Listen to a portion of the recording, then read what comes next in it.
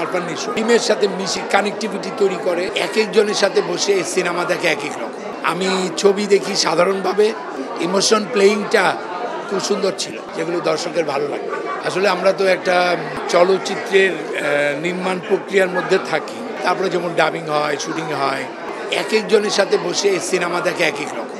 এতগুলো হল ভর্তি লোক, যে হল ভর্তির মধ্যে সাংবাদিকরা আছেন, মিডিয়া কর্মীরা আছেন, আমাদের শিল্পী কলা কুশলীরা আছেন, এবং আমাদের আরও যারা শুভাকাঙ্ক্ষী আছে, তারা একসাথে আসলে আমার ভীষণ ভালো একটা মোমেন্ট কাটলো। আমি সবসময় বলি, আমি ছবি দেখি সাধারণভাবে, একদম সাধারণ দর্শকের ছবি দেখি। আমি যদি বলি আমি গাজী রাকায়েত হিসেবে ছবিটা দেখি নাই, আমি একজন দর্শক হিসেবে দেখছি, আমার কাছে ভীষণ ভালো লাগছে। ইমোশন প্লেয়িংটা খুব সুন্দর ছিল। সব জায়গায় তো এমবার্গো আছে, একটা ছবি আছে যেগুলো করছি একটু বলতে মানা করেছে, তবে আশা করছি সামনের কুরবানি ঈদও একটা থাকবে, এবং আরও দুই একটা ভালো ছবি আছে যেগুলো আমি করেছি, যেগুলো দর্শকের ভালো লাগবে। এখানে যেখানে শুটিং হচ্ছে নীলফামারীতে, আমাদের আসা যাওয়ার মধ্যে ছিল প্রায় 8-10 দিনের একটা কাজ।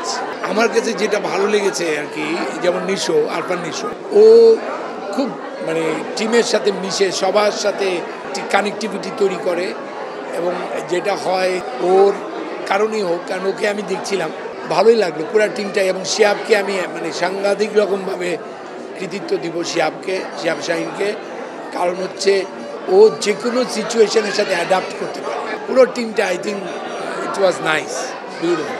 আমি যে বললাম, আমি সাধারণ দর্শক হিসেবে যদি দেখি, তাহলে আমি বলবো যে আমরা বাংলাদেশে বাণিজ্যিক চলচ্চিত্র যারা নির্মাণ করি, জনপ্রিয় যারা নির্মাণ করি, আমরা সবসময় একটা ফিক্সড করে ফেলি যে এইভাবে ছবি করতে হবে, কিন্তু একটা সুন্দর গল্প, একটা সুন্দর সংলাপ এবং অভিনয়, এটা কিন্তু ভীষণ দরকার। দর্শক হিসাবে আমি বলবো, গল্প, অভিনয় সব কিছু মিলে যারা দেখবে তাদের ভীষণ ভালো লাগবে, এবং খুব ভালো লেগেছে সাধারণ দর্শক হিসেবে।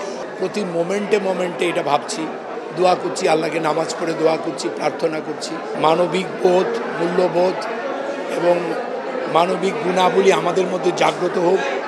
আমি মনে করি বিশ্বের সমস্ত মানুষ এই ফিলিস্তিনিদের পাশে এসে দাঁড়াক, এবং তাদের উপর যে নির্যাতন চলছে, আমার মনে হয় তার থেকে আমরা যদি না দাঁড়াই সবাই, তাহলে এর থেকে মুক্তি পাবে না। এইটার একটাই পথ, বেড়ে আসতে হবে সবাই মিলিতভাবে। একটা বিশ্ব বিবেক, একটা বিশ্ব মানবিক বোধ জাগ্রত না হলে শুধু ফিলিস্তিনি না, এরকম ঘটনা পৃথিবীতে ঘটতেই যাবে। এর থেকে বেরিয়ে আসুক। আমি সৃষ্টিকর্তার কাছে আবেদন থাকলো, বিশ্ব বিবেক জাগ্রত হোক, ফিলিস্তিনির মানুষগুলো, শিশুগুলোর প্রতি আমরা যেন সদয় হই।